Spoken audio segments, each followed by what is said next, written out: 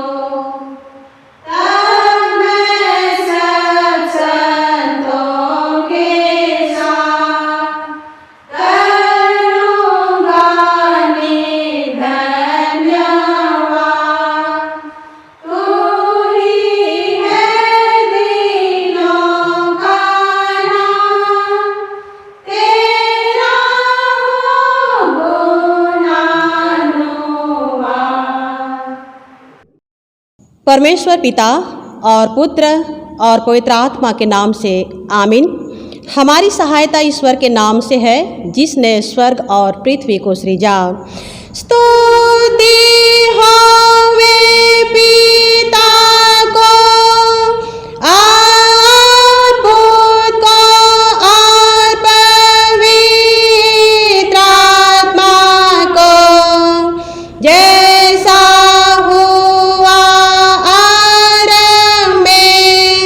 जैसा है और जैसा रहेगा, सनातन से सनातन लो।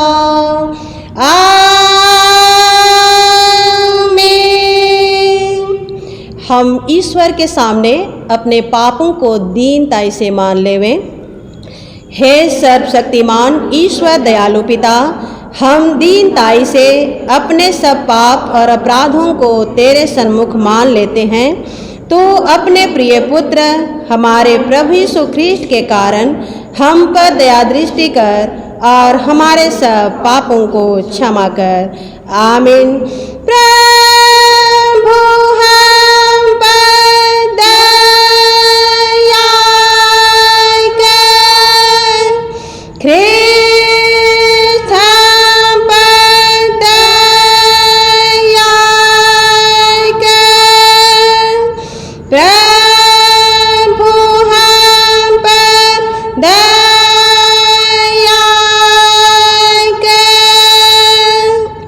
शांति का वचन हम सुने।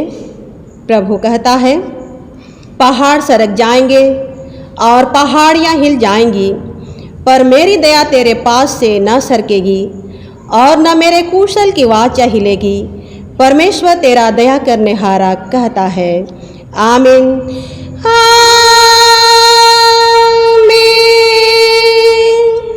सबसे ऊंचे स्थान में ईश्वर का गुणानुवाद हो।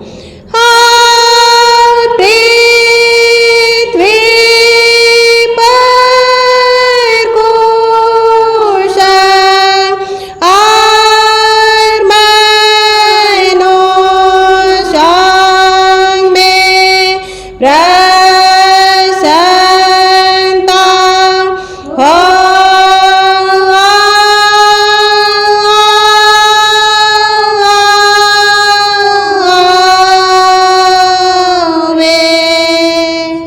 प्रभु तुम्हारे संग हो।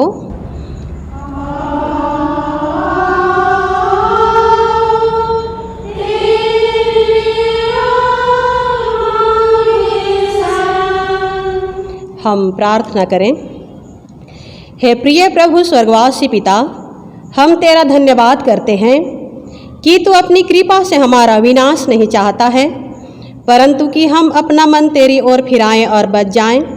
हम तेरी विनती करते हैं, अपना पवित्र आत्मा हमको दे कि वह प्रतिदिन हमारे मनों में सच्चा पश्चाताप उत्पन्न करे, हमारे हृदयों में पाप क्षमा और अनंत जीवन की लालसा जन्मे, और तेरी अपार कृपा को विश्वास से ग्रहण करने और उसमें स्थिर रहने के लिए हमको सामर्थ्य दे। हर प्रकार की परीक्षा में हमको संभाल कि जिससे अनुग्रह के द्वारा अंत में परम सुखी हो जाएं, हमारे प्रभु यीशु ख्रीष्ट के कारण। आमीन।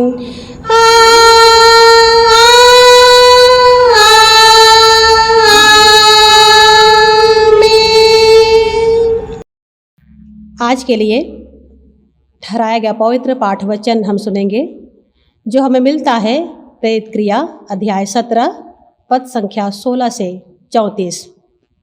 और इस वचन को पढ़ने में बहन स्वाति होरो अगुवाई करेंगी।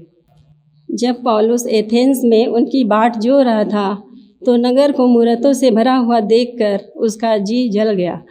अतः वह आराधनालय में यहूदियों और भक्तों से और चौक में जो लोग उससे मिलते थे उससे हर दिन वाद विवाद किया करता था। तब इपिकुरी और स्तोइकी दार्शनिकों में से कुछ उससे तर्क करने लगे, और कुछ ने कहा यह बकवादी क्या करना चाहता है, परंतु दूसरों ने कहा वह अन्य देवताओं का प्रचारक मालूम पड़ता है, क्योंकि वह यीशु को और पुनरुत्थान का सुसमाचार सुनाता था। तब वे उसे अपने साथ अरियुपगुस पर ले गए और पूछा, क्या हम जान सकते हैं कि यह नया मत जो तू सुनाता है क्या है, क्योंकि तू अनोखी बातें हमें सुनाता है। इसलिए हम जानना चाहते हैं कि इनका अर्थ क्या है। इसलिए कि सब एथेंस वासी और परदेसी जो वहाँ रहते थे नई नई बातें कहने और सुनाने के सिवाय और किसी काम में समय नहीं बिताते थे। तब पौलुस ने अरियुपगुस के बीच में खड़े होकर कहा, हे एथेंस के लोगों, मैं देखता हूँ कि तुम हर बात में देवताओं के बड़े मानने वाले हो, क्योंकि मैं फिरते हुए जब तुम्हारी पूजने की वस्तुओं को देख रहा था तो एक ऐसी वेदी भी पाई जिस पर लिखा था अनजाने ईश्वर के लिए। इसलिए जिसे तुम बिना जाने पूछते हो, मैं तुम्हें उनका समाचार सुनाता हूँ। जिस परमेश्वर ने पृथ्वी और उसकी सब वस्तुओं को बनाया, वह स्वर्ग और पृथ्वी का स्वामी होकर हाथ में बनाए हुए मंदिरों में नहीं रहता, ना किसी वस्तु की आवश्यकता के कारण मनुष्यों के हाथ की सेवा लेता है, क्योंकि वह स्वयं ही सबको जीवन और श्वास और सब कुछ देता है। उसने एक ही मूल से मनुष्यों की सब जातियां सारी पृथ्वी पर रहने के लिए बनाई है, और उनके ठहराए हुए समय और निवास की सीमाओं को इसलिए बांधा है कि वे परमेश्वर को ढूंढे, कदाचित उसे टटोल कर पाएँ, तो भी वह हमसे में से किसी से दूर नहीं। इसलिए हम उसी में जीवित रहते और चलते फिरते और स्थिर रहते हैं। जैसा तुम्हारे कितने कवियों ने भी कहा है, हम तो उसी के वंशज हैं। अतः परमेश्वर का वंश होकर हमें यह समझना उचित नहीं कि ईश्वरत्व सोने या रुपये या पत्थर के समान है, जो मनुष्य की कारीगरी और कल्पना से गढ़े हुए हो। इसलिए परमेश्वर ने अज्ञानता के समयों पर ध्यान नहीं दिया, पर हर जगह सब मनुष्यों को मन फिराने की आज्ञा देता है, क्योंकि उसने एक दिन ठहराया है जिसमें वह उस मनुष्य के द्वारा धर्म से जगत का न्याय करेगा, जिसे उसने ठहराया है, और उसे मरे हुओं में से जिलाकर यह बात सब पर प्रमाणित कर दी है। मरे हुओं के पुनरुत्थान की बात सुनकर कुछ तो ठट्ठा करने लगे, और कुछ ने कहा यह बात हम तुझसे फिर कभी सुनेंगे। इस पर पौलुस उसके बीच में से निकल गया, परंतु कुछ मनुष्य उसके साथ मिल गए और विश्वास किया, जिनमें दियुसियुस और अरियुपगुस का सदस्य था, और दमरिस नामक एक स्त्री थी और उसके साथ और भी लोग थे। यहाँ तक आमीन। तेरा धन्यवाद हो हे Christ Yeshu. Hallelujah, hallelujah, hallelujah, hallelujah.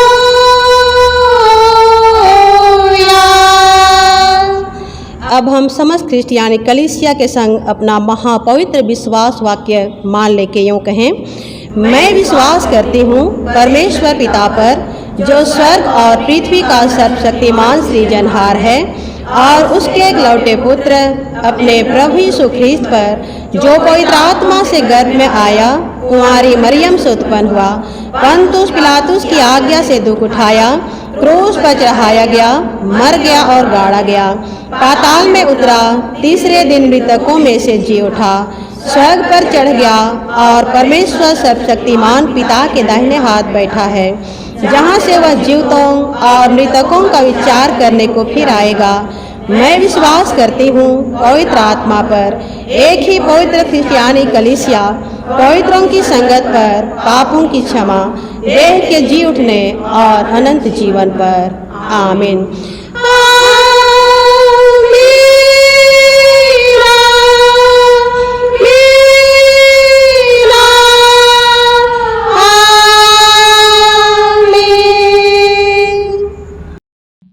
आराधना के लगातार में हम दूसरा गीत गाएंगे। ये रिवाइवल सॉन्ग से है, सॉन्ग नंबर 466।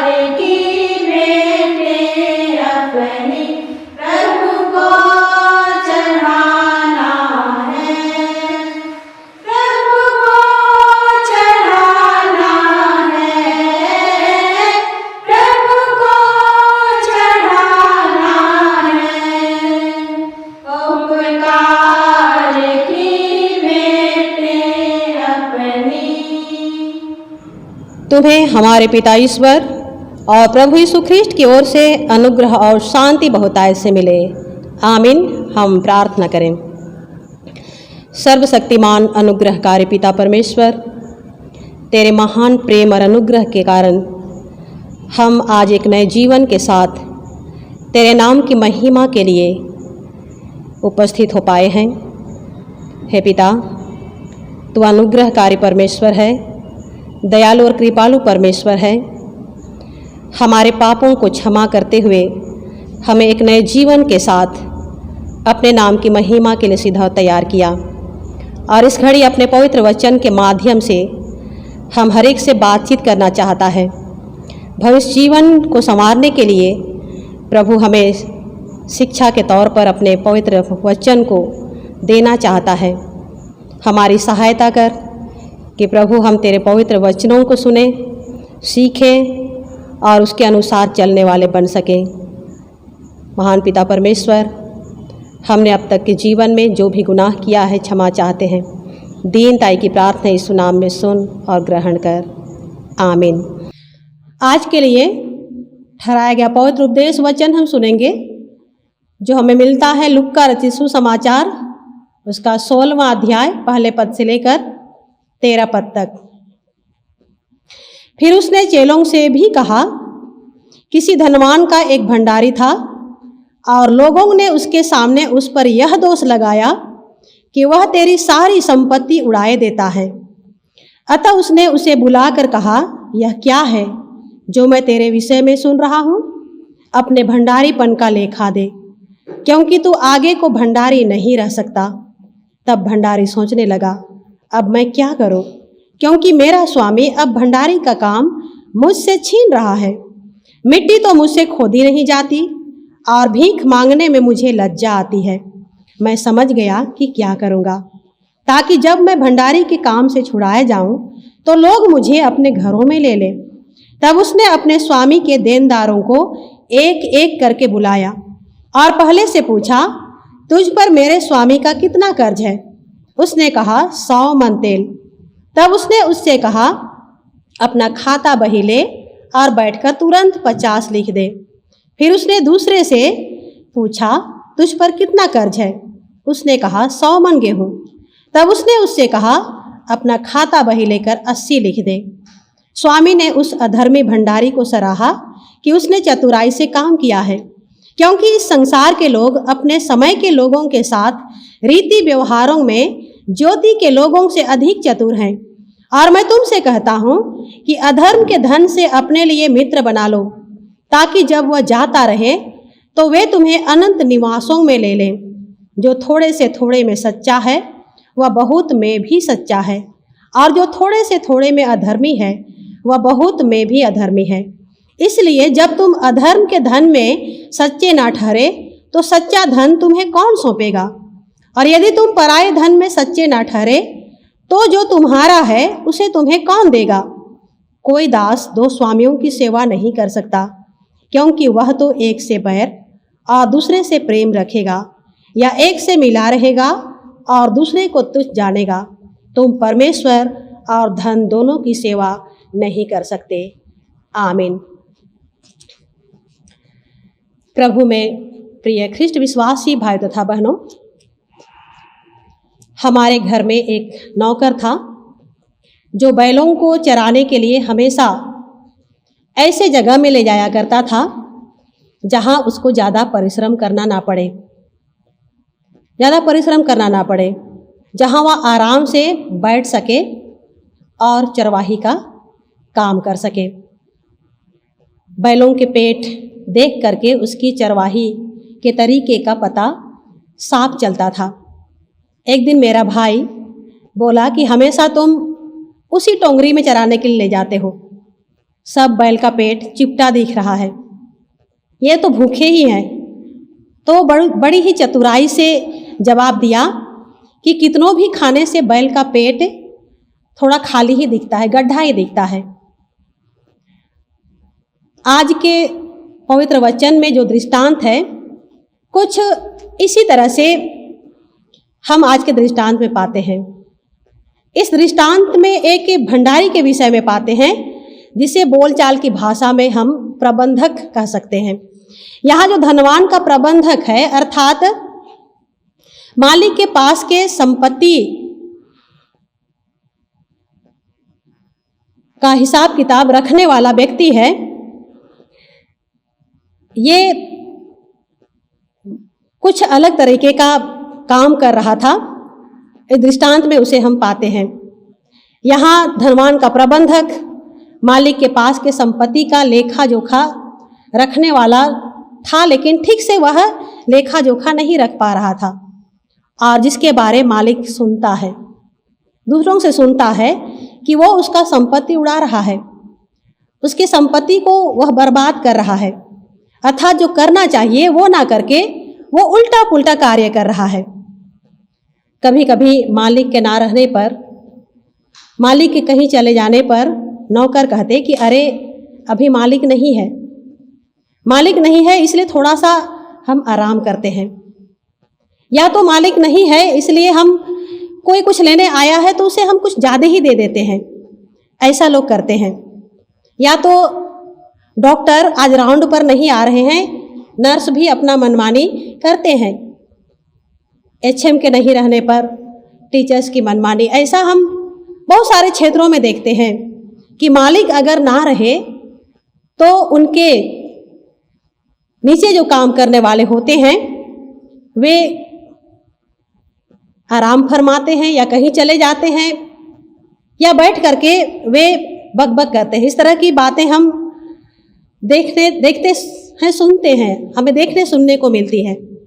तो ये प्रबंधक भी मनमानी किया, पर हम ये जानते हैं कि कहा गया है कि 100 बार का चोर एक बार पकड़ाता ही है। जो घूस लेता है बार बार ऐसा करने की आदत उसे हो जाएगी और उसका मुखड़ा एक दिन सामने आ ही जाता है। और ये हर क्षेत्र में हम देख सकते हैं।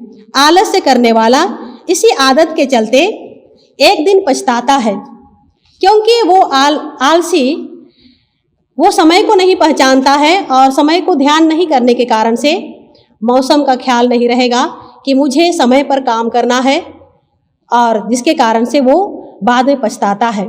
तो ये प्रबंधक भी एक बार नहीं बहुत बार वह अपने मालिक के धन संपत्ति को इधर उधर किया था होगा, और इसके कारण से शिकायत मालिक के पास पहुंची कि आपके संपत्ति को उड़ाया जा रहा है। आज हम अपनी संपत्ति अपने जीवन में देखते हैं कि कैसे उड़ाते हैं। हम भी संपत्ति उड़ाने का काम करते हैं। कैसे उड़ाते हैं? उड़ाऊ पुत्र की घटनाओं को हम जानते हैं कि अपने पिता से वह अपना हिस्सा मांगता है और दूर देश जाता है, और जब दूर देश चला जाता है तो वहाँ किस तरह से उस संपत्ति का व्यय करता है जो उसको मिलता है पिता से। वह नशा में, जुआ खेलने में, व्यभिचार के काम में, संसार के रीझ रंग में सारे संपत्ति को उड़ा देता है। ये संसार की ऐसी चीज़ों में पैसा खर्च करता है कि जीवन ही खाली हो जाता है। हमें भी देखना है अपने जीवन को कि हम कहाँ और कैसे संपत्ति को खर्च करते हैं। ये शारीरिक जीवन और आत्मिक जीवन के लिए है, दोनों के लिए है। सबका हिसाब देना हमें है, हिसाब देना होगा। यहाँ वचन में पाते हैं कि मालिक उस प्रबंधक को बुला करके कहता है कि ये मैं तेरे विषय में क्या सुन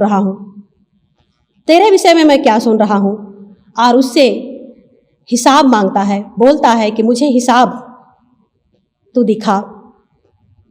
प्यारे ख्रिस्ट विश्वासियों, ये प्रबंधक या भंडारी कहेंगे, वो सोचता है कि अब मैं क्या करूं, मुझसे हिसाब मांगी जा रही है, मुझसे गलती तो हो चुकी है, और भंडारी का काम तो मुझसे छीना ही जाएगा, निश्चय छीना जाएगा, और दूसरा काम तो मुझे आता नहीं है, मिट्टी तो मुझसे खोदा नहीं जाएगा, भीख मांगने में मुझे लज्जा आती है, मैं दूसरा काम कर ही नहीं सकता। ऐसा वह सोचता है और चालाकी करता है। वो क्या करता है कि जितने भी देनदार थे, उनके मालिक के जो देनदार थे, सबको एक एक करके वह बुलाता है। जिसका 100 मन तेल था, उनको पूछता है कि तुम्हारा मालिक का कितना कर्ज है। तो एक कहता है कि 100 मन तेल का कर्ज है, तो कहता है कि 50 माफ कर दिया जा रहा है। जिसका 100 मन गेहूँ था उसका 80 लिखवाया गया। इस तरह से घटाता है। तब स्वामी उस प्रबंधक के कार्य को सराहा कि उसने चतुराई से काम किया है। उसके चतुराई भरे काम को देख करके उनके काम को सराहता है। तो यह तो एक दृष्टांत है कि धन का भंडारी अविश्वस्त रहा, परंतु उसकी चतुराई और काम सराही गई। वह अधर्म के धन को चतुराई से काम में लाया और अपनी योजना को भविष्य के लिए निश्चित कर दिया। यहाँ हम एक विशेष बात देखने पा रहे हैं और वो है अस्थाई के द्वारा अस्थाई की प्राप्ति। अस्थाई के द्वारा अस्थाई की प्राप्ति। आज हम भी बहुत ऐसे हैं जो कि नहीं रहने वाला, अर्थात अस्थाई धन के चक्कर में जो अस्थाई है, अर्थात परमेश्वर जो हमें अनंत जीवन देने की बातें कहे हैं, वो मुकुट देने की प्रतिज्ञा किया है, उस मुकुट को, उस जीवन को हम खो देते हैं। वचन की संगति में रहना छोड़ करके हम क्षणिक धन की प्राप्ति के पीछे भागते हैं। क्षणिक धन के प्राप्ति में हम लगे रहते हैं।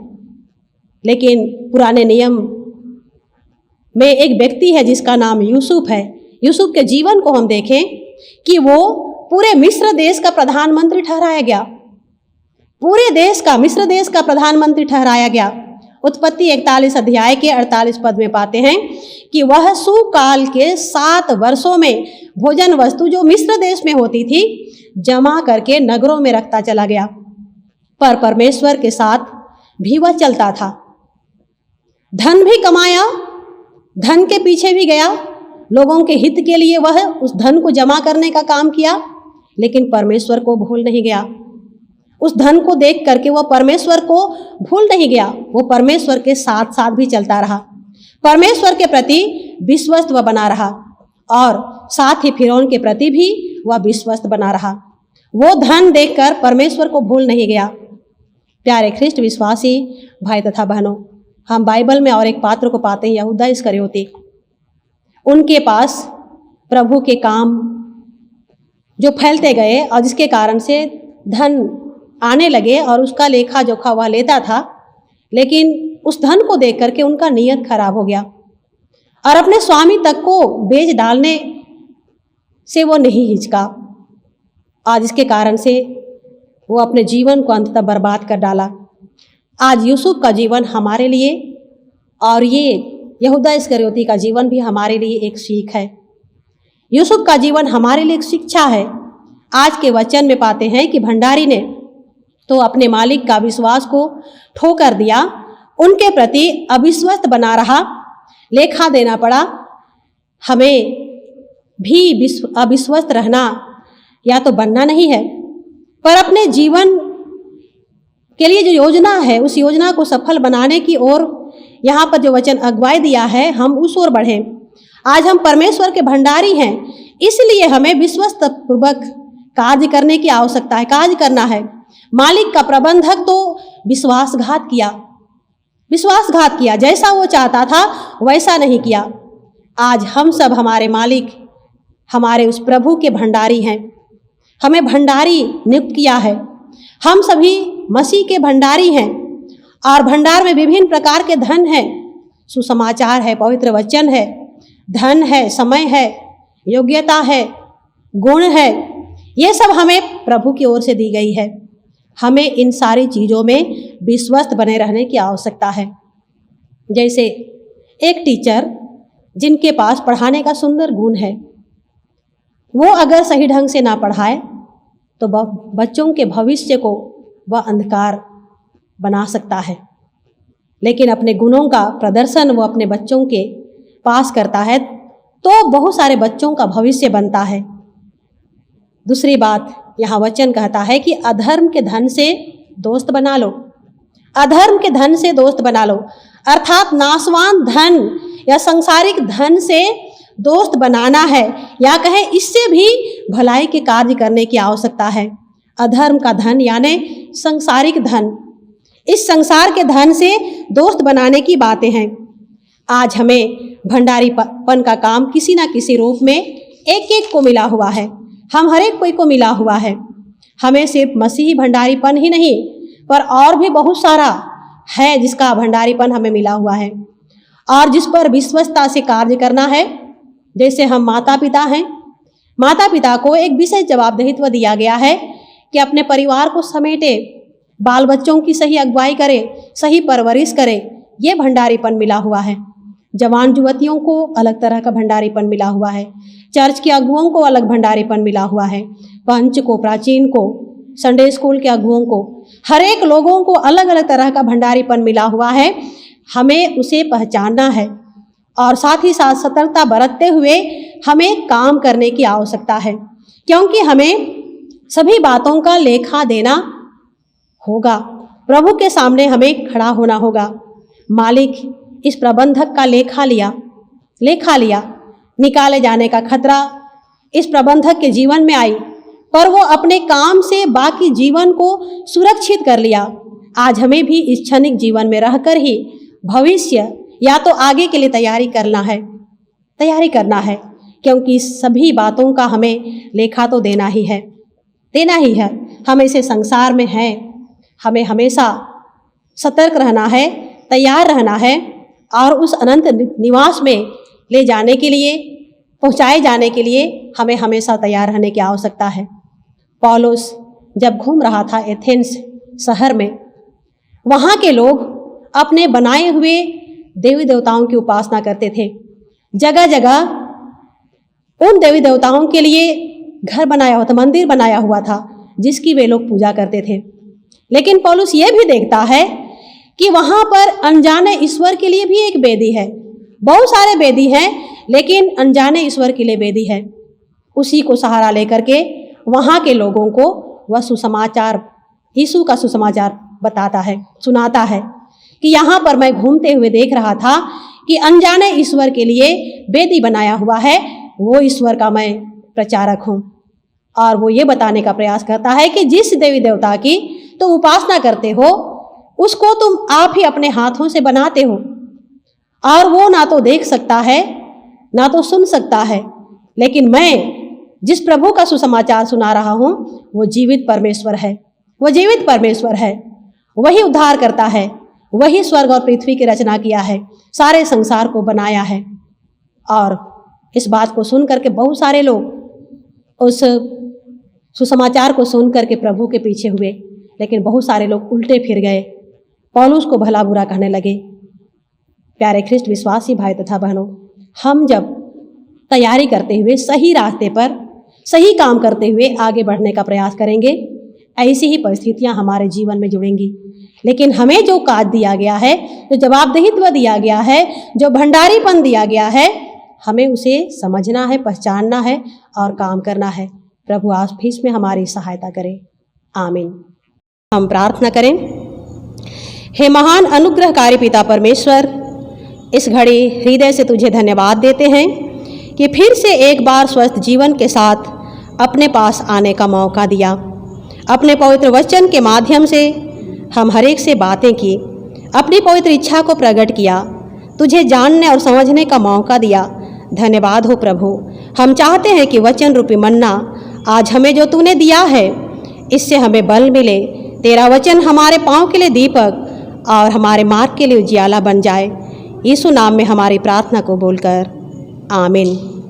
और ईश्वर की शांति जो समस्त ज्ञान से ऊर्ध्व है, ख्रिस्ट यीशु में प्रत्येक के हृदय और मन की रक्षा करे। आमीन। हम आराधना के लगातार में तीसरा गीत गाएंगे। ये भजन से है और भजन का बोल है, जीवन आए जाहे कैल नहीं रही, समय भी आए जाहे कैल चली जाई। और इसी गीत के लगातार में हम सादरी से भजन गीत गाएंगे।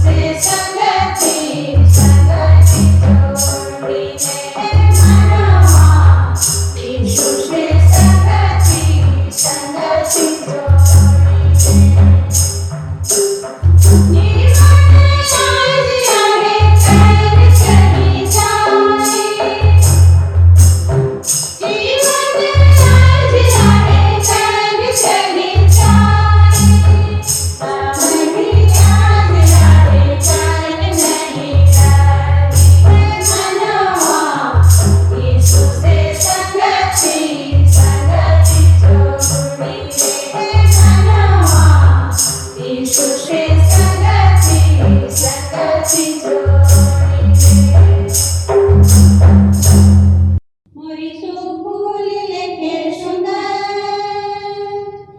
मधुर लेके मीठा बोली उगर दीवाना तो बोलो प्यार में आए रे यीशु प्यार में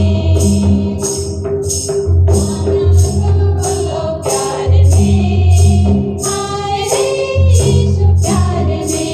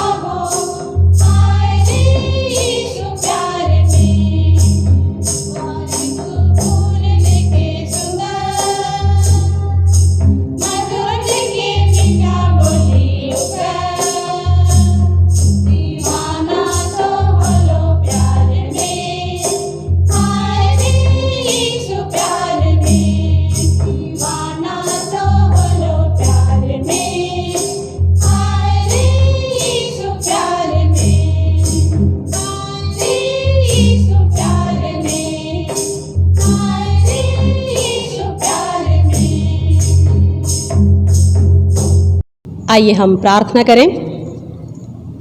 हे प्रभु परमेश्वर स्वर्गवासी पिता, हम तेरी विनती करते हैं, अपनी ख्रिस्तियानी कलीसिया और उसके सारे सेवकों की अगुवाई कर कि वे तेरे वचन के निर्मल उपदेश में ठहरें, जिससे सच विश्वास और प्रेम हम में बढ़े और बढ़ाया जाए। हे प्रभु, भारत रिपब्लिक के हमारे प्रेसिडेंट, इस प्रांत के गवर्नर, राजकीय सभाओं और मंत्रिमंडलों, सब न्यायों और हाकिमों और सब राज कर्मचारियों को आशीष दे और उनकी अगुवाई कर कि वे न्याय और धर्म से देश की सेवा करें और हम कुशल चैन से सारी भक्ति और गंभीरता से काल बिताएं। हमारी कलीसियाई सभाओं, सेंट्रल काउंसिल और कलीसिया की अन्य मंडली सभाओं को आशीष दें कि वे इस मंडली को तेरी पवित्र इच्छा के अनुसार चलाएं। जगत की लुथेरान कलीसिया और देश विदेश के हमारे सभी ख्रिस्ट विश्वासी मित्रों को आशीष दें कि हम ख्रिस्टीय प्रेम और सहयोग में आगे बढ़ें और जगत में तेरी साक्षी के लिए अधिक सामर्थ्य पाएं। हमारी कलीसिया के सब काम पर आशीष दे, लड़के लड़कियों की शिक्षा पर आशीष दे कि वे तेरे भय, प्रेम और भरोसा में बढ़ते जाएं। कलीसिया के विद्यालयों, शिक्षण, प्रशिक्षण, महाविद्यालयों और अन्य संस्थाओं को संभाल और उनकी बढ़ती दे और उनके द्वारा कलीसिया के लिए आत्मिक और लौकिक आशीष दे। खेती बाड़ी और हर एक काम उद्यम को सफल कर, जिससे हर कोई सुविवेक से तेरे आगे चले और अपनी जीविका पाए। अपनी कृपा से उन सबों पर दृष्टि कर जो कंगालपन, रोग और नाना प्रकार की सकेती और दुख में है, उनको शांति दे। विशेष रूप से हमारे प्रधानमंत्री नरेंद्र मोदी, मुख्यमंत्री हेमंत सोरेन के लिए प्रार्थना करते हैं। इनको पवित्र आत्मा की अगुवाई दे कि ये तेरे डर, भय, प्रेम में बने रहकर जन कल्याण के लिए कार्य करें। सेवा देने वाले डॉक्टर, नर्सेस को भी पवित्र मन दे कि ये भी सेवा भावना से भरकर मरीजों को सेवा दे सकें। देश के हमारे वीर जवानों की भी हिफाजत कर कि वे हमेशा पूरे देशवासियों की सुरक्षा के लिए तैनात रहें। हम सब के मनों को पवित्र कर कि हम सब भाईचारे के प्रेम में बने रहें। हम एक दूसरे से नहीं पर बुराइयों से लड़ने वाले बने। हर एक के मन में सेवा की भावना पैदा कर। प्रार्थना है प्रभु, कोरोना वायरस से हम सबको बचाए रख। हर एक विश्वासियों को अपने लहू से सैनिटाइज कर दे। हर एक दान जो तेरे नाम से अर्पण करते हैं तो अपनी महिमा के कार्य के लिए ग्रहण कर। हमारी कलीसिया के सब भाई बहनों की रक्षा कर जो दूसरे देशों में चले गए हैं, कि वे सब जोखिम और परीक्षाओं में विश्वासी ठहरे। हम उनके लिए भी तेरी विनती करते हैं। जो मंडली से निकाले गए व उलट हुए हैं, उन पर दया कर कि वे सच्चे पश्चाताप से तेरी ओर फिरें। सब मनुष्यों का त्राणी ठहर और उन पर जो अंधियारे में बैठे हैं मुक्ति का उजाला प्रकाश कर। हमको अपश्चातापी मृत्यु से बचा और अंत में अपने प्रिय पुत्र हमारे प्रभु यीशु ख्रीष्ट के द्वारा स्वर्ग राज में ग्रहण कर। हम एक साथ मिलकर प्रभु की प्रार्थना से प्रार्थना करें। हे हमारे पिता, तू जो स्वर्ग में है, तेरा नाम पवित्र किया जाए, तेरा राज्य आए, तेरी इच्छा जैसे स्वर्ग में है वैसे इस पृथ्वी पर भी होवे। हमारी प्रतिदिन की रोटी आज हमको दे और हमारे अपराधों को क्षमा कर जैसे हम भी अपने अपराधियों को क्षमा करते हैं। और हमको परीक्षा में मत डाल परंतु बुराई से छुड़ा, क्योंकि राज और पराक्रम और महात्म सदा तेरे ही हैं। आमीन।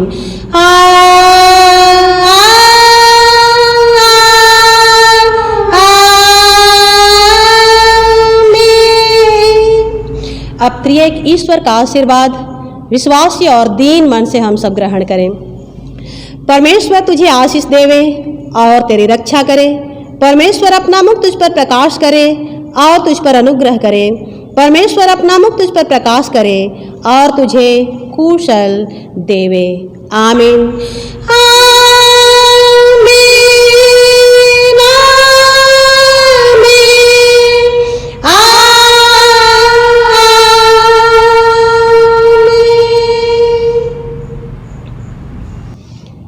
यीशु सहाय। मीठा बोली